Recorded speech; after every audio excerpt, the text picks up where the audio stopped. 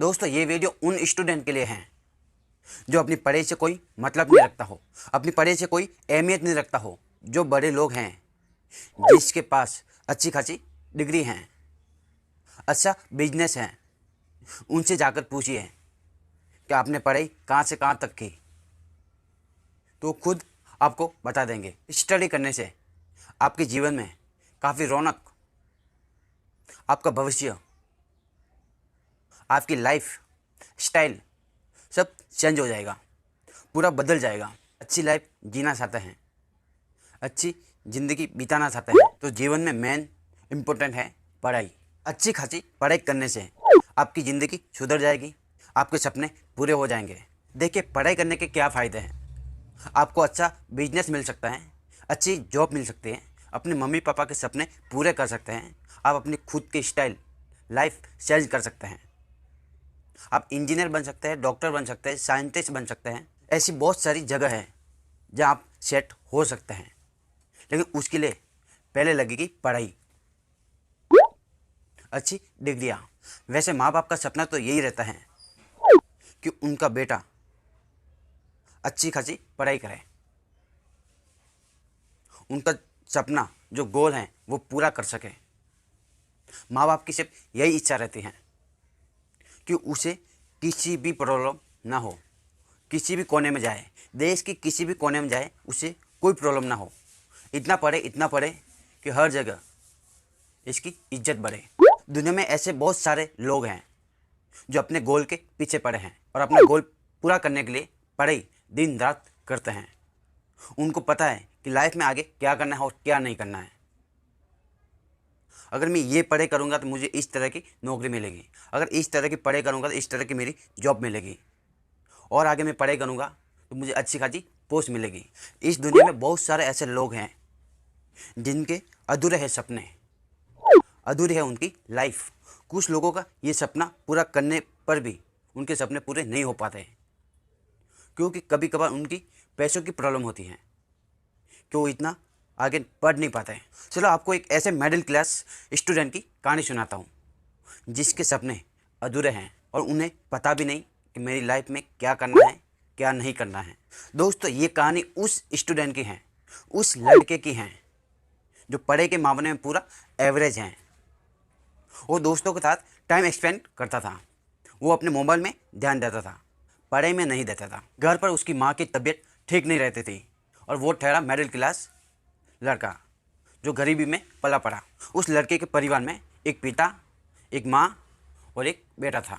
उस परिवार की कंडीशन इतनी ख़राब थी, परिस्थिति इतनी ख़राब थी कि उसके पापा दिन में कमाते थे और रात में एक टाइम खाते थे। अगर उनके घर पे कोई मेहमान भी आ जाए तो बैठने के लिए जगह तक नहीं थी, कोई फैसिलिटी नहीं थी। एक बार उसका दोस्त उसके घर पे आया बुलाने के लिए कि चलो कहीं घूम के आते हैं, और वो उसका दोस्त फर्स्ट टाइम उसके घर पे आया था कि चलो कहीं घूम के आते हैं। उसका दोस्त उस परिवार की हालत देखकर, कंडीशन देखकर वो दंग रह गया।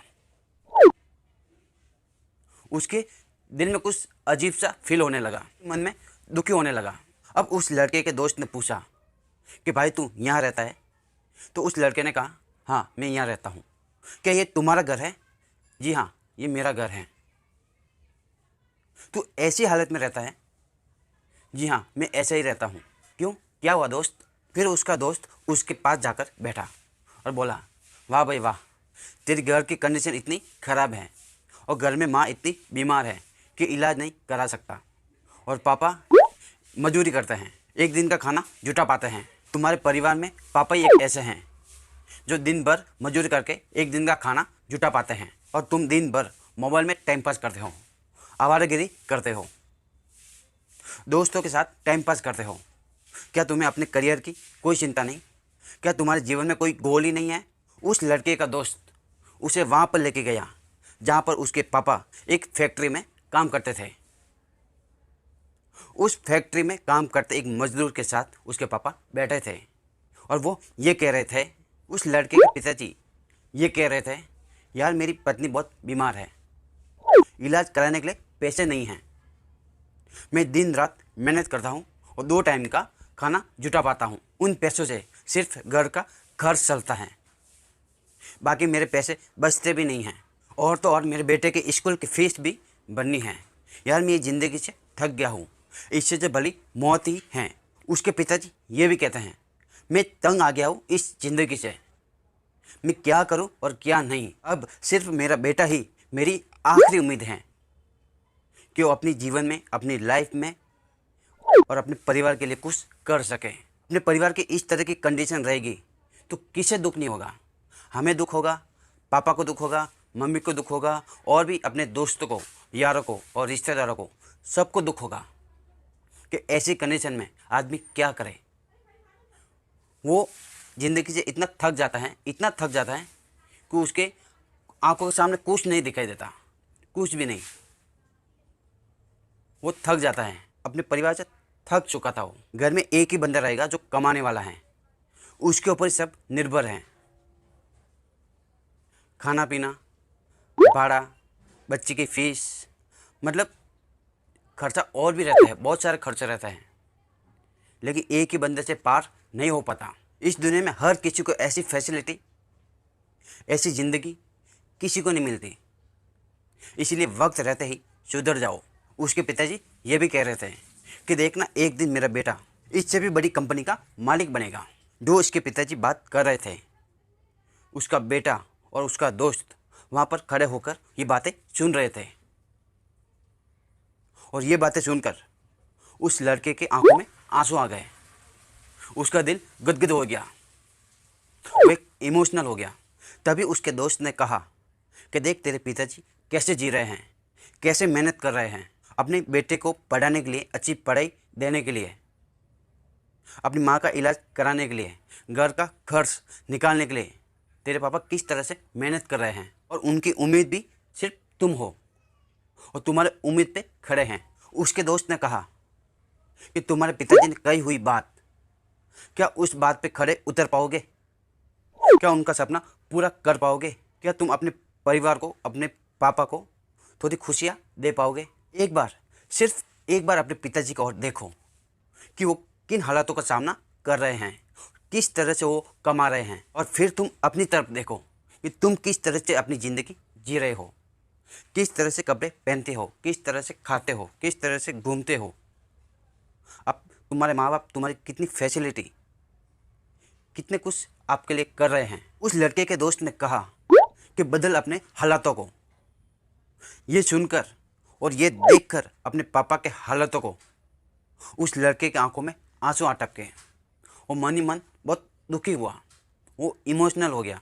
तभी उस लड़के ने ठान ली कुछ करने की, कुछ जुनून पैदा हुआ उस लड़के के अंदर। जब इंसान में एक जुनून पैदा होता है तो बड़ी से बड़ी चट्टान से भी टकरा जाता है और वो खुद निश्चय करता है कि उसे कहाँ जाना है, किस रास्ते पे जाना है, वहाँ जाऊँगा मुझे क्या मिलेगा, क्या नहीं मिलेगा।